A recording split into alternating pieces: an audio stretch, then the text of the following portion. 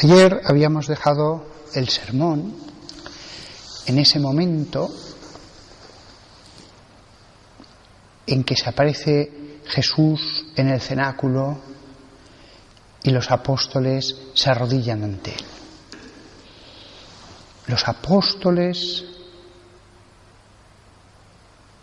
hacen un gesto corporal para expresar lo que hay en el interior de sus almas.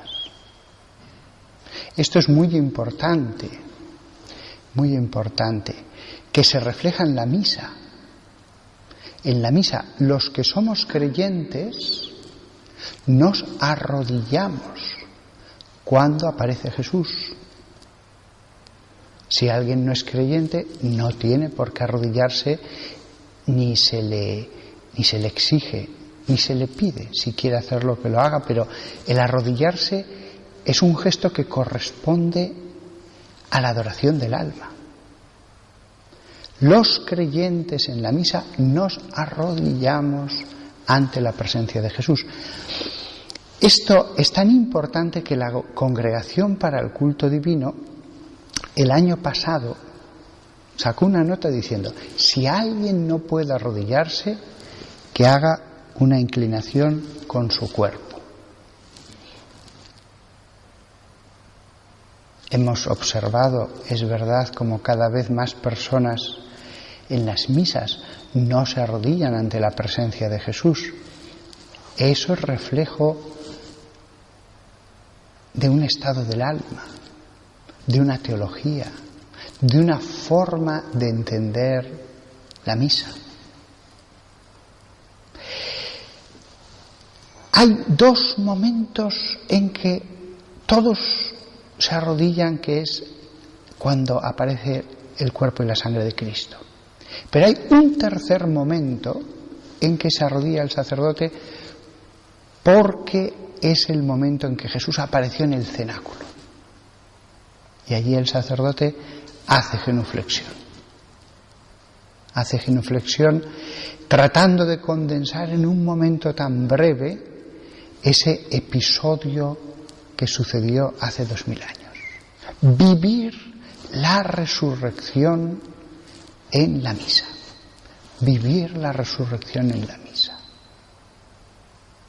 Porque el Jesús que está sobre el altar es el mismo que estuvo en la cruz y que después resucitó. Es el mismo. Por lo tanto,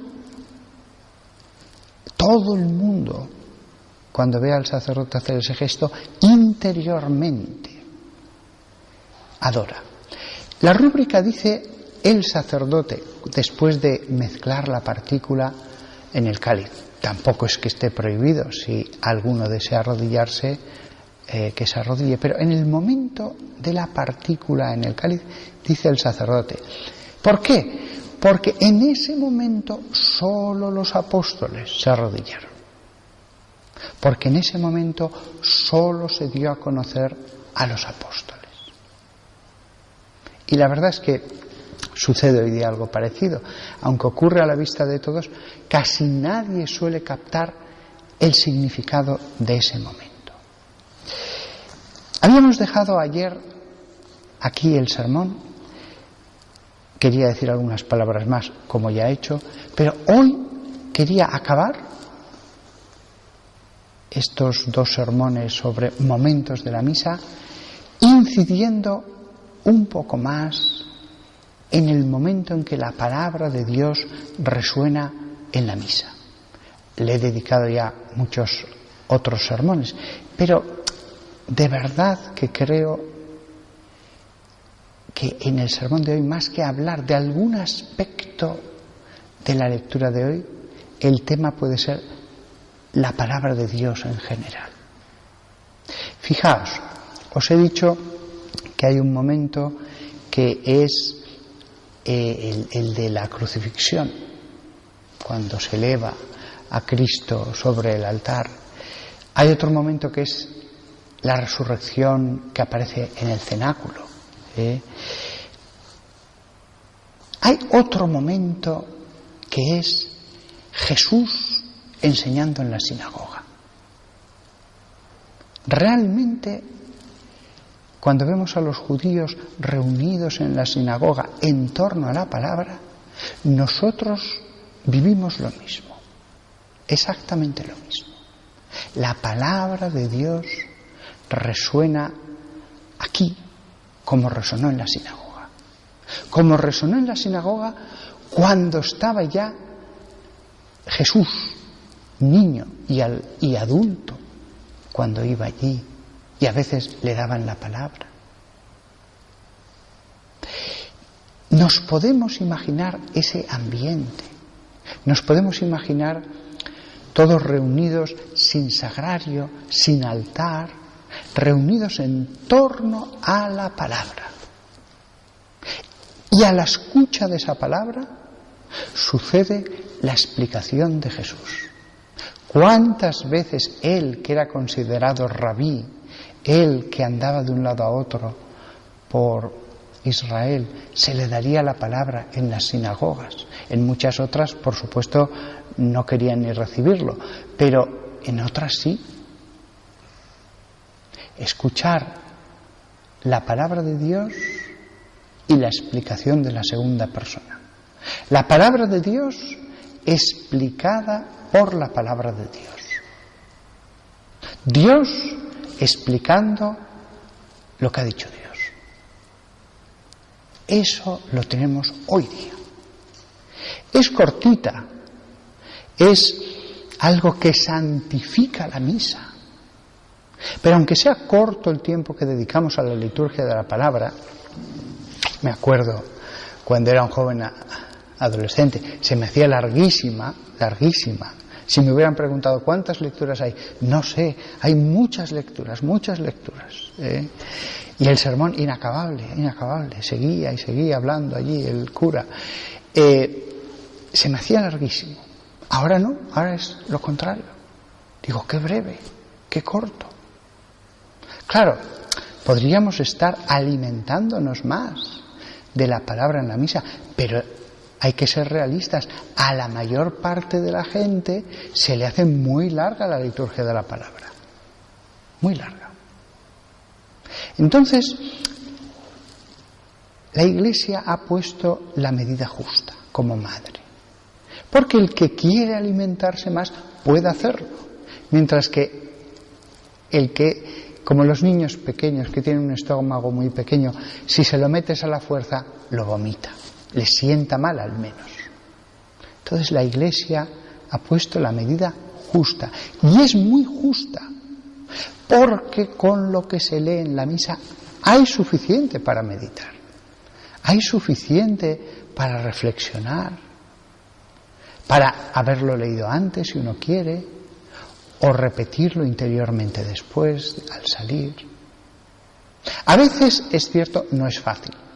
La primera lectura, por ejemplo, que hoy hemos leído del libro de la sabiduría, pues no os extrañéis si no recordáis nada. Porque es un texto denso, que hay que ir línea a línea, muy poco a poco. En eso no os sintáis mal si os ocurre que tenéis la sensación de que se os escapa de las manos. Pero si se medita antes, cuando se lee en la misa, hay un golpe en el alma. Golpea mucho más fuerte el espíritu. Y en cualquier caso, la meditación de la palabra de Dios toda una vida haría que si los ancianos que hay en la misa son ancianos en el espíritu, su comprensión es mucho mayor. Además, la palabra de Dios que se lee en la misa